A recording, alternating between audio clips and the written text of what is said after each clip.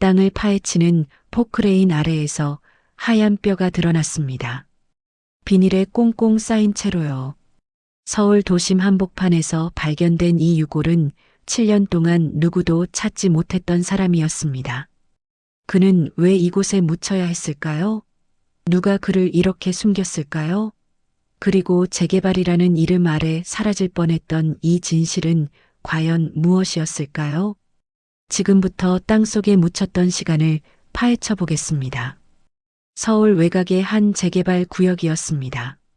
낡은 건물들이 줄지어 철거를 기다리고 있었지요. 오래된 가게들, 좁은 골목길, 그리고 수십 년간 사람들의 삶이 스며들었던 공간들이 하나둘 무너져 내리고 있었습니다. 2025년 1월의 어느 추운 아침이었습니다. 철거 작업을 하던 인부들이 포크레인으로 건물 더미를 치우던 중이었어요. 벽돌과 시멘트 덩어리들 사이에서 뭔가 이상한 게 보였습니다. 검은 비닐 같은 것이 흙과 뒤섞여 있었지요. 이게 뭐지?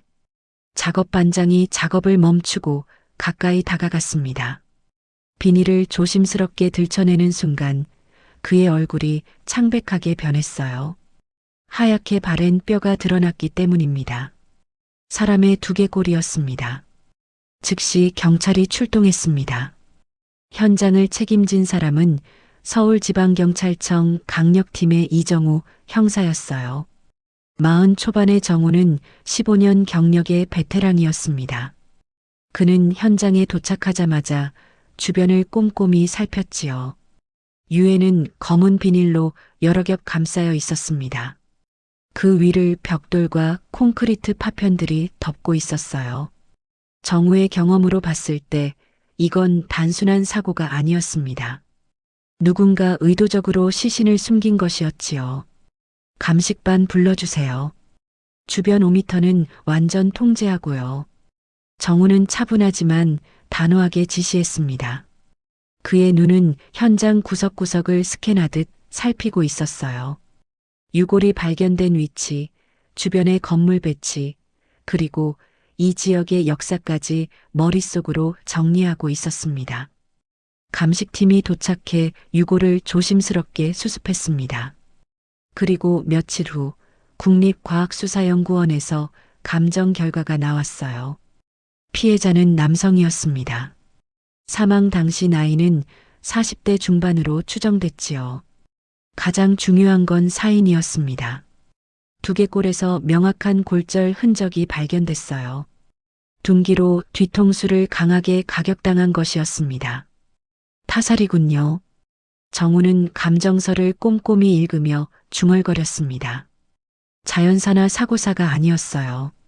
누군가 이 사람을 죽이고 은폐했다는 뜻이었지요. 문제는 신원이었습니다.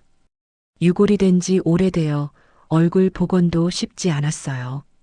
정우는 다른 방법을 찾아야 했습니다.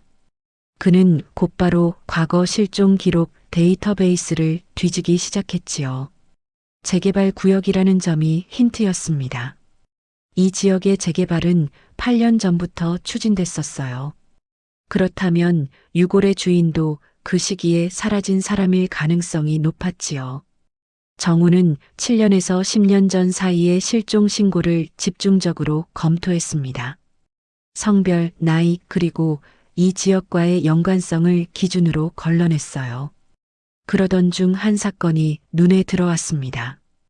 2018년 3월 장민석이라는 남성이 실종 신고됐습니다. 당시 45세였어요. 그는 바로 이 재개발 구역에서 철물점을 운영하던 사람이었지요. 정우는 즉시 관련 자료를 찾아냈습니다. 당시 실종 신고서, 수사 기록, 그리고 민석의 신상 정보들이었어요. 놀랍게도 모든 조건이 정확히 일치했습니다. 이 사람이야. 정우의 직감이 맞았습니다. 치과 기록을 대조한 결과 유골의 주인은 장민석이 확실했어요. 7년 전 흔적도 없이 사라졌던 그 남자가 이렇게 땅속에 묻혀 있었던 겁니다. 정우는 당시 실종 수사 기록을 다시 펼쳤습니다. 2018년 3월 15일 밤 민석은 가게를 닫고 나간 뒤 돌아오지 않았어요. 아내가 다음날 오후에 실종 신고를 했지요. 당시 경찰은 가출이나 자발적 실종으로 봤습니다. 민석이 재개발 보상 문제로 스트레스를 받고 있었다는 주변 증언 때문이었어요. 하지만 시간이 지나도 행방이 묘연하자 수사는 흐지부지 됐습니다. 7년 동안 여기 묻혀 있었군. 정우는 현장 사진을 다시 들여다봤습니다. 유골이 발견된 위치는 민석의 옛 가게에서 불과 20m 떨어진 곳이었어요. 그는 자기 가게 근처에서 죽었고 누군가 급하게 시신을 은폐한 겁니다. 이제 질문은 명확해졌습니다. 누가 장민석을 죽였을까? 왜 죽여야 했을까? 그리고 왜 하필 이곳에 묻었을까? 정우는 새로운 수사를 시작했습니다. 7년이라는 시간이 흘렀지만 진실은 땅속에서 다시 모습을 드러냈어요. 이제 그 진실을 완전히 끄집어낼 차례였지요. 장기 미제 사건이 다시 살아났습니다. 재개발로 모든 게 사라질 뻔했던 이 사건은 이제 정우의 손에 달려 있었어요. 그는 민석의 과거를 파헤치기 시작했습니다. 그의 주변 인물들, 당시의 갈등들, 그리고 숨겨진 진실들을요. 땅속에 묻혔던 시간이 드러나기 시작했습니다. 장민석의 신원이 확인된 순간 수사는 새로운 국면을 맞았습니다. 7년 전 그날 밤 그의 주변에는 누가 있었을까요? 이정우 형사는 곧 충격적인 사실을 마주하게 됩니다. 민석의 죽음으로 이득을 본 사람이 한둘이 아니었다는 것을요. 재개발이라는 거대한 이권 앞에서 사람들은 어떤 선택을 했을까요? 그리고 그중 누가 민석을 땅속에 묻었을까요? 본문 전개. 정우는 장민석의 과거를 파헤치기 시작했습니다. 2018년 당시 민석은 재개발 구역에서 30년 넘게 철물점을 운영하던 사람이었어요. 성실하고 고집이 센 것으로 알려졌지요. 문제는 재개발이었습니다. 2017년부터 이 지역에 대규모 재개발 사업이 추진되고 있었어요. 건물주들에게는 큰 기회였지만 민석에게는 달랐습니다. 그는 보상 조건에 강하게 반발하고 있었지요. 정우는 먼저 민석의 사업 관계자들을 찾아 나섰습니다. 가장 먼저 만난 사람은 최상훈이었어요. 민석과 10년 넘게 동업관계를 유지해온 사람이었지요. 상훈은 50대 초반의 체격이 좋은 남자였습니다. 경찰서 조사실에 앉은 그의 표정은 긴장되어 있었어요. 민석 씨와는 어떤 관계셨습니까? 정우가 차분하게 물었습니다. 동업자였습니다. 건물을 함께 소유하고 있었어요. 1층은 민석이가 철물점을 하고 2층은 제가 자재 창고로 쓰고 있었지요. 재개발 보상 문제로 갈등이 있었다던데요? 상훈의 얼굴이 굳어졌습니다. 그건 누구한테 들으셨습니까? 약간의 의견 차이는 있었지만 갈등이라고 할 정도는 아니었어요. 하지만 정우가 확보한 증언은 달랐습니다. 인근 상인들은 두 사람이 크게 다투는 모습을 여러 차례 목격했다고 했어요. 특히 실종 한 달 전에는 가게 앞에서 고함을 지르며 싸우기까지 했지요. 목격자들은 당신들이 주먹 다짐 직전까지 갔다고 증언했습니다. 정우가 증언 기록을 펼쳐 보이자 상훈의 얼굴에서 땀이 흘렀습니다. 그건 일시적인 감정이었어요. 재개발 보상금 배분 문제로 좀 다퉜지만 곧 풀렸습니다. 민석 씨가 실종된 날 밤 어디 계셨습니까? 집에 있었습니다. 아내와 함께요. 하지만 그의 아내는 당시 친정에 가 있었다는 사실을 정우는 이미 확인했어요. 상훈의 알리바이에 구멍이 있었던 겁니다. 정우는 상훈을 계속 압박했습니다. 재개발 보상금 문제가 얼마나 심각했는지 추궁했지요. 건물 지분이 정확히 나눠지지 않아 두 사람은 법적 분쟁 직전까지 갔었습니다. 민석이 사라진 후 상우는 건물의 완전한 소유권을 가져갔어요. 보상금도 혼자 받았지요. 민석 씨가 사라져서 좋으셨겠네요. 정우의 날카로운 말에 상우는 크게 반발했습니다. 무슨 말씀을 하시는 겁니까? 저는 아무것도 한 게 없어요. 하지만 그의 눈빛은 흔들리고 있었습니다. 정우는 다음 용의자를 찾아갔습니다. 민석의 아내 김윤이었어요.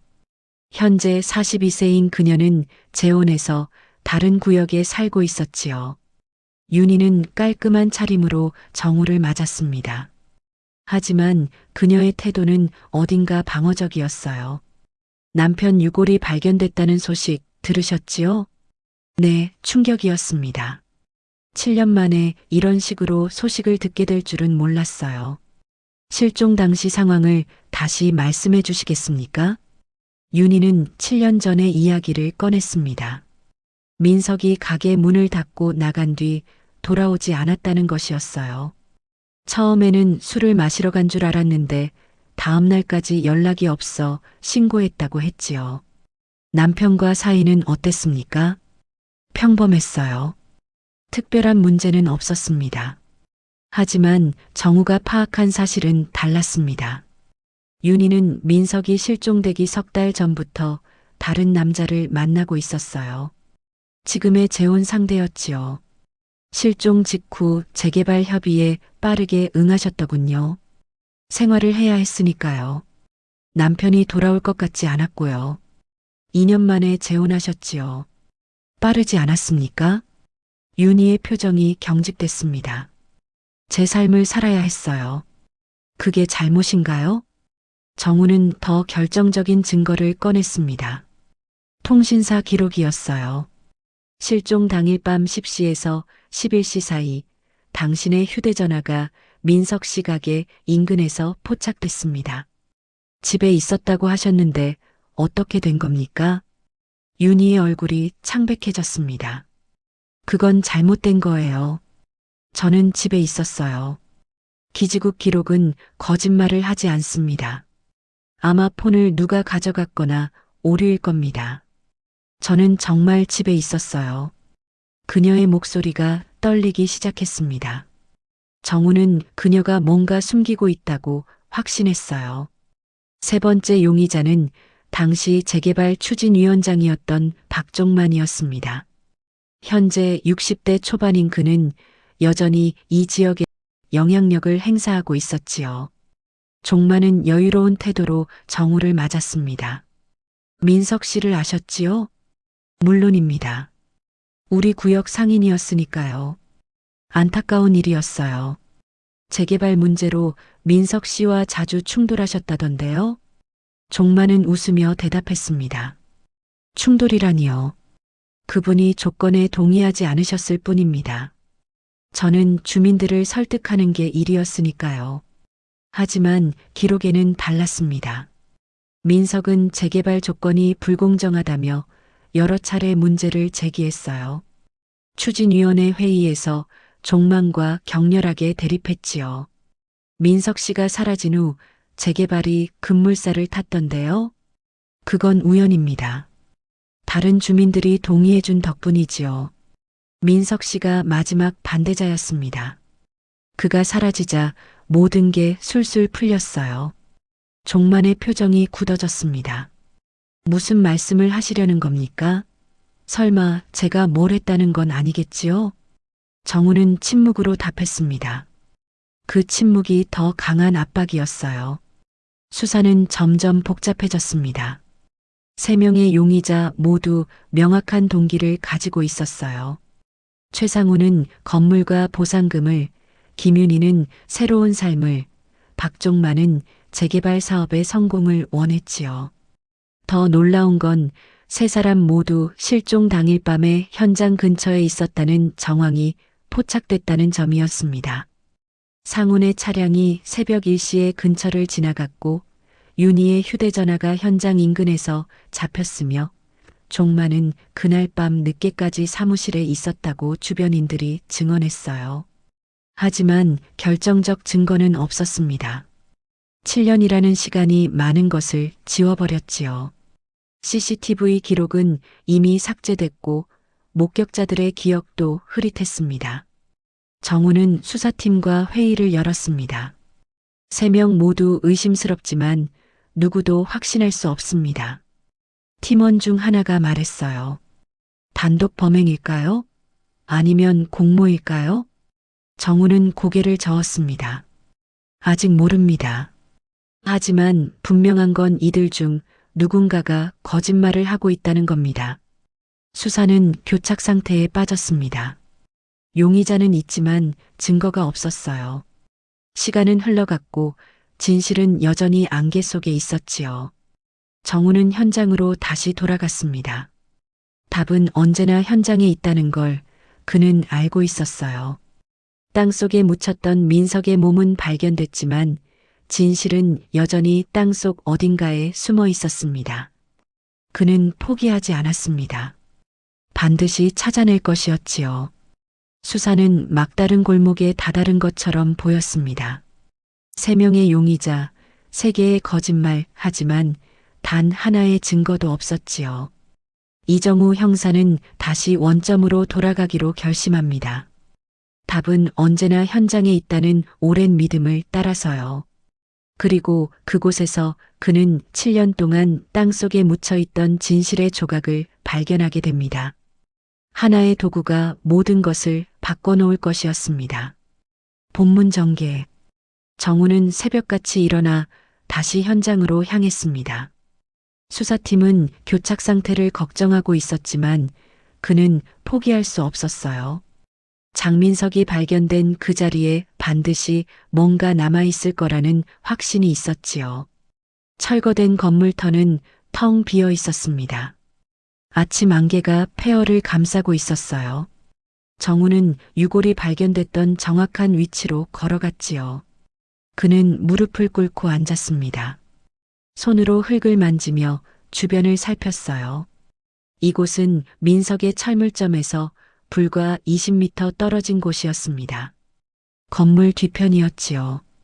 정우는 천천히 주변 건물들의 옛 배치도를 떠올렸습니다. 민석의 가게는 1층이었고 2층은 최상훈이 창고로 쓰고 있었어요.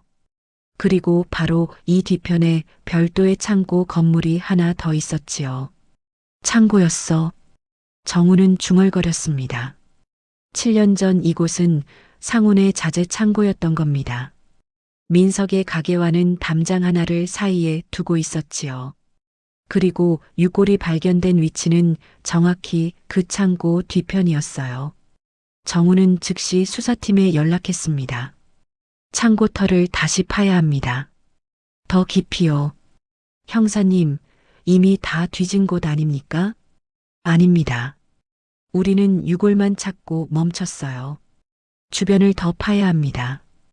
팀원들은 의아해했지만 정우의 확신에 따랐습니다. 감식팀이 다시 출동했고 장비를 가져왔지요. 발굴은 조심스럽게 진행됐습니다. 유골이 발견된 곳에서 반경 10m를 구획으로 나눠 체계적으로 파내려갔어요. 삽과 붓을 이용해 한 층 한 층 흙을 걷어냈지요. 3시간이 지났습니다. 아무것도 나오지 않았어요. 팀원들은 지치기 시작했습니다.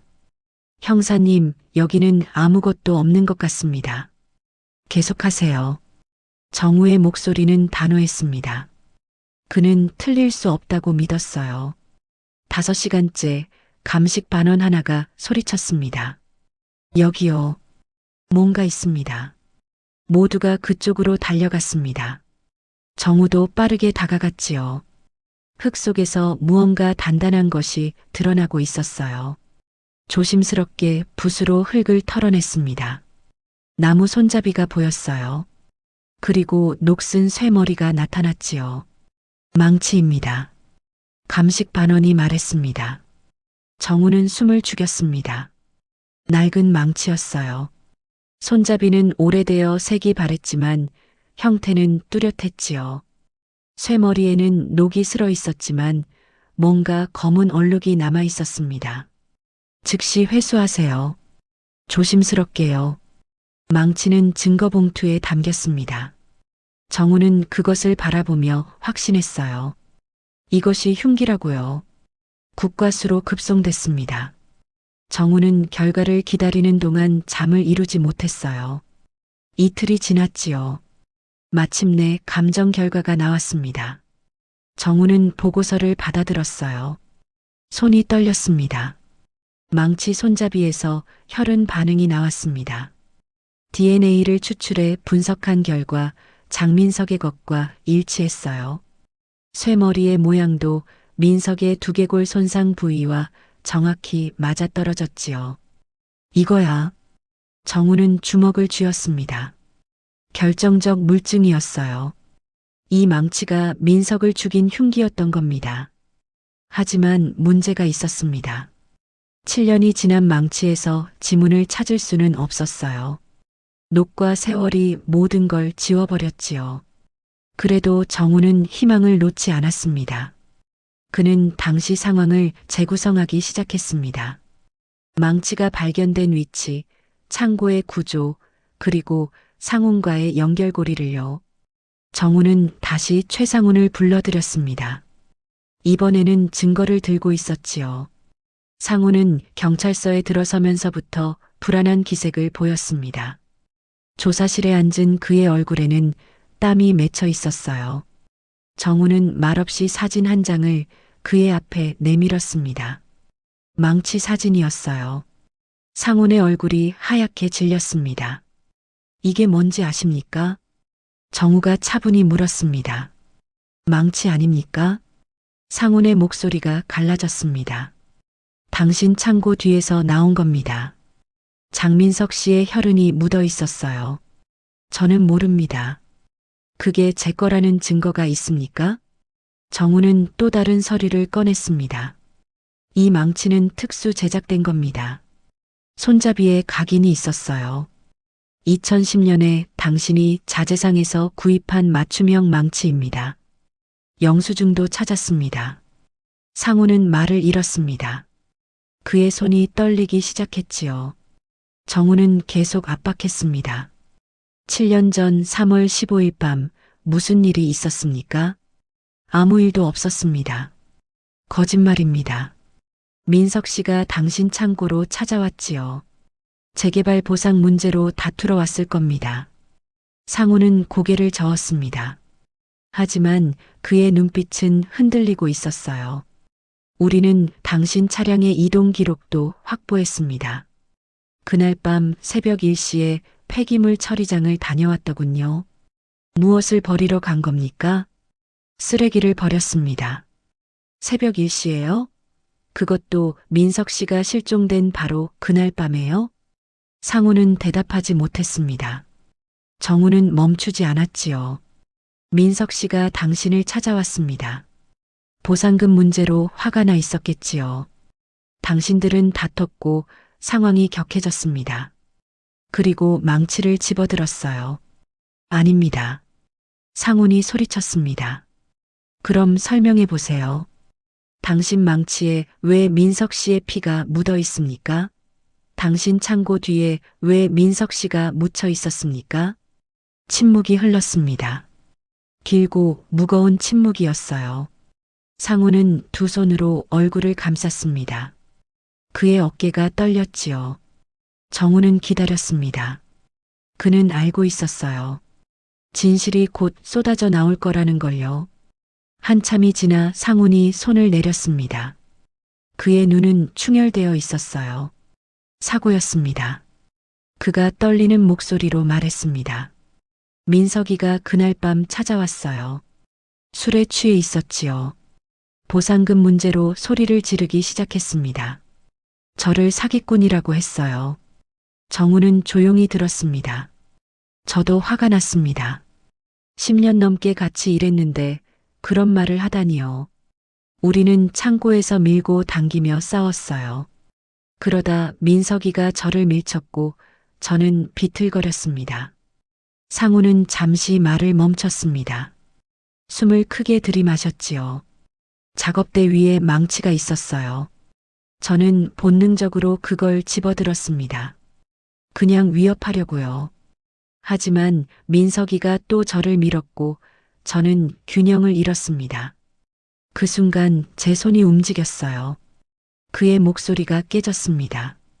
망치가 민석이의 머리를 쳤습니다. 한 번만이요. 민석이는 바닥에 쓰러졌어요.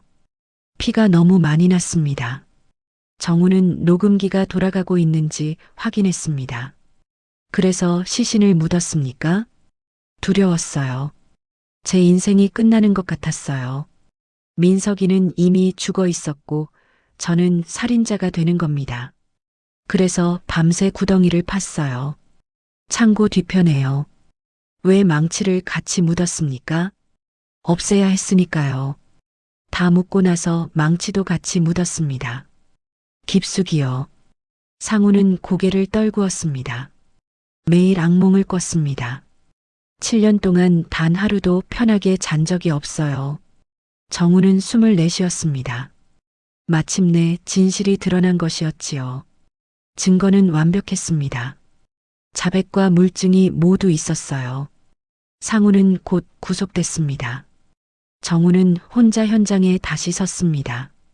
7년 동안 땅속에 묻혀있던 진실이었어요. 하나의 망치가 모든 걸 밝혀냈지요. 절망 속에서 찾아낸 희망이었습니다. 포기하지 않은 집념이 결국 정의를 실현시켰어요. 땅속에 묻혔던 증거는 이제 법정의 증언대 위에 놓일 것이었습니다. 최상훈의 자백으로 사건이 종결되는 듯 보였습니다. 하지만 이정우 형사는 뭔가 석연치 않았어요. 왜 김윤희의 휴대전화가 현장에 있었을까요? 박종만은 정말 아무것도 몰랐을까요? 정우가 파헤친 마지막 진실은 충격적이었습니다. 이 사건엔 범인만 있는 게 아니었지요. 침묵으로 공모한 사람들이 있었습니다. 본문 전개. 최상훈이 구속된 후 정우는 사건 기록을 다시 검토하고 있었습니다. 뭔가 맞지 않는 퍼즐 조각들이 있었어요. 가장 큰 의문은 김윤희였습니다. 그녀의 휴대전화가 왜 사건 당일 밤 현장 근처에 있었을까요? 정우는 다시 통신 기록을 분석했지요. 통화 내역이 눈에 들어왔습니다. 실종 당일 밤 10시 47분, 윤희는 최상훈에게 전화를 걸었어요. 통화 시간은 3분 21초였습니다. 그리고 11시 15분, 윤희의 휴대전화가 민석의 가게 인근에서 포착됐지요. 정우는 윤희를 다시 소환했습니다. 이번엔 증거를 들고 있었어요. 조사실에 들어선 윤희의 얼굴은 창백했습니다. 그녀는 이미 알고 있었지요. 도망칠 수 없다는 걸요. 3월 15일 밤 10시 47분, 당신은 최상훈에게 전화했습니다. 정우가 통화 기록을 보여줬습니다. 윤희는 입술을 깨물었습니다. 그 전화에서 무슨 얘기를 나눴습니까? 기억나지 않습니다. 거짓말입니다. 통화 직후 당신은 집을 나섰어요. 그리고 남편 가게 근처로 갔지요. 윤희는 고개를 돌렸습니다. 왜 그곳에 갔습니까? 남편이 거기 있다는 걸 어떻게 알았습니까? 침묵이었습니다. 정우는 다른 증거를 꺼냈습니다. 은행 거래 내역이었어요. 실종 일주일 후 당신 계좌로 3천만 원이 입금됐습니다. 최상훈의 계좌에서요. 윤희의 눈이 흔들렸습니다. 이건 단순한 차용이 아닙니다. 침묵의 대가였지요. 아닙니다. 그럼 뭡니까? 왜 남편이 실종된 직후 동업자에게서 거액을 받았습니까? 윤희는 두 손을 꽉 쥐었습니다. 정우는 확신에 찬 목소리로 말했습니다. 당신은 알고 있었습니다. 상훈이 남편을 죽였다는 걸요. 그날 밤 상훈이 전화로 당신을 불렀지요. 도와달라고요. 아닙니다. 당신은 갔습니다. 그리고 시신을 봤어요. 하지만 신고하지 않았지요. 왜입니까? 윤희의 눈에서 눈물이 흘렀습니다. 당신도 원했기 때문입니다. 남편이 사라지는 걸요. 그녀는 고개를 떨구었습니다. 정우의 추론은 정확했어요. 말해보세요. 진실을요. 한참의 침묵 후 윤희가 입을 열었습니다. 그날 밤 상훈 씨한테서 전화가 왔어요. 다급한 목소리였지요. 민석이가 창고에서 쓰러졌다고 했습니다. 그녀의 목소리는 떨리고 있었습니다. 저는 달려갔어요.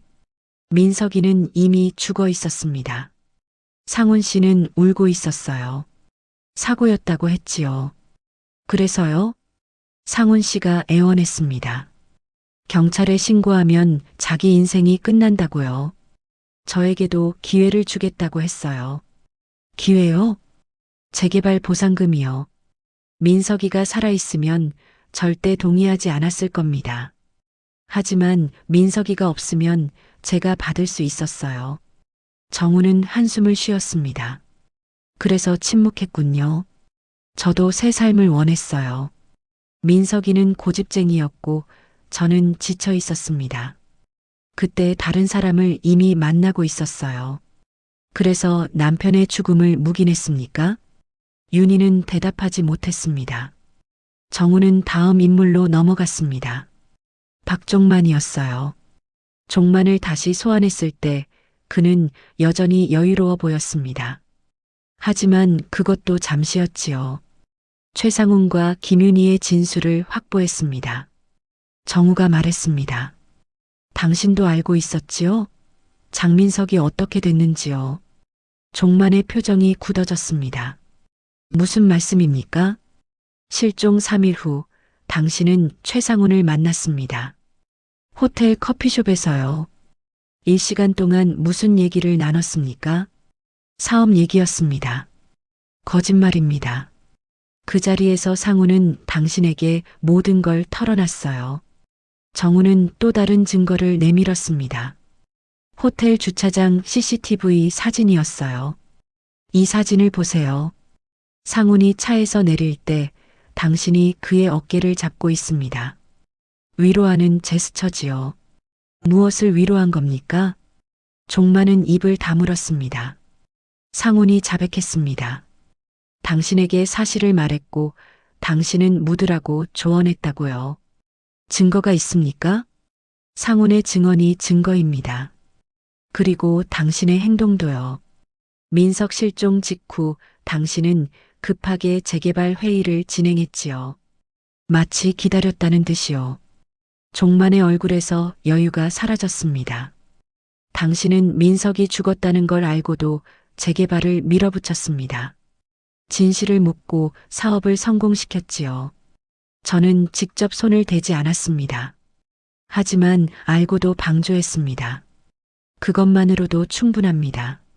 종만은 변호사를 불렀지만 소용없었습니다. 증거와 증언이 명확했어요. 사건의 전모가 드러났습니다. 최상훈의 우발적 살인, 김윤희의 이익을 위한 침묵, 박종만의 계산된 방조였지요. 세 사람은 각자의 이유로 장민석의 죽음을 땅속에 묻었던 겁니다. 검찰은 세 사람 모두를 기소했습니다. 상훈은 살인과 사체 유기로, 윤희는 범인 은닉과 증거 인멸 방조로, 종만은 범죄 은닉과 방조로요. 재판이 시작됐습니다. 증거는 완벽했어요. 상훈의 자백, 윤희의 통신 기록, 종만의 행적이 모두 맞물렸지요. 법정에서 상훈은 말했습니다. 매일 악몽을 꿨습니다. 민석이가 나타나서 저를 쳐다봤어요. 7년 동안 단 하루도 편할 날이 없었습니다. 윤희도 증언대에 섰습니다. 처음엔 새로운 삶이라고 생각했어요. 하지만 그건 거짓 위에 세운 삶이었습니다. 매일 무너질까 두려웠지요. 종만은 끝까지 자신을 변호했지만 법원은 냉정했습니다. 재개발이라는 이름으로 사람의 죽음을 묻었습니다. 용서할 수 없는 범죄입니다. 판사의 판결이 떨어졌습니다. 상훈은 징역 15년, 윤희는 징역 3년, 종만은 징역 2년이었어요. 사건이 종결된 후 정우는 다시 그 현장을 찾았습니다. 철거는 완료됐고 새 건물의 기초 공사가 시작되고 있었지요. 포크레인이 땅을 파고 있었습니다. 콘크리트 믹서가 돌아가고 있었어요. 새로운 공간이 만들어지고 있었지요. 정우는 7년 전 민석이 묻혔던 그 자리를 바라봤습니다. 이제 그곳엔 아무것도 남아있지 않았어요. 하지만 진실은 드러났습니다. 개발은 공간을 바꿀 수 있습니다. 오래된 건물을 무너뜨리고 새 건물을 세울 수 있지요. 하지만 과거의 범죄까지 지울 수는 없었습니다. 땅속에 묻혔던 시간은 결국 빛을 보게 됐습니다. 망각되는 듯했던 진실은 끝내 입을 열었지요. 정우는 뒤돌아섰습니다. 새로운 사건이 그를 기다리고 있었어요. 하지만 이번 사건으로 그는 다시 한번 확신했습니다. 어떤 진실도 영원히 묻힐 수는 없다는 것을요. 하늘을 올려다봤습니다. 구름 사이로 햇빛이 비치고 있었어요. 정우는 작게 웃었습니다. 민석을 위한 정의가 실현됐다는 안도감이었지요. 그는 천천히 현장을 떠났습니다. 그의 뒷모습 너머로 새 건물이 올라가고 있었어요. 개발은 계속될 것입니다. 하지만 그 땅 위에 선 사람들은 알아야 합니다. 그 아래 어떤 이야기가 묻혀 있었는지를요. 땅 속에서 나온 시간은 이렇게 끝이 났습니다. 7년의 침묵을 깨고 정의는 실현됐지요. 여러분, 땅 속에 묻혔던 진실 이야기 어떠셨나요? 때로는 시간이 흘러도 진실은 반드시 드러나게 됩니다. 침묵으로 덮으려 해도 정의는 결국 실현되지요. 다음 이야기에서 또 만나 뵙겠습니다. 구독과 좋아요 부탁드립니다. 감사합니다.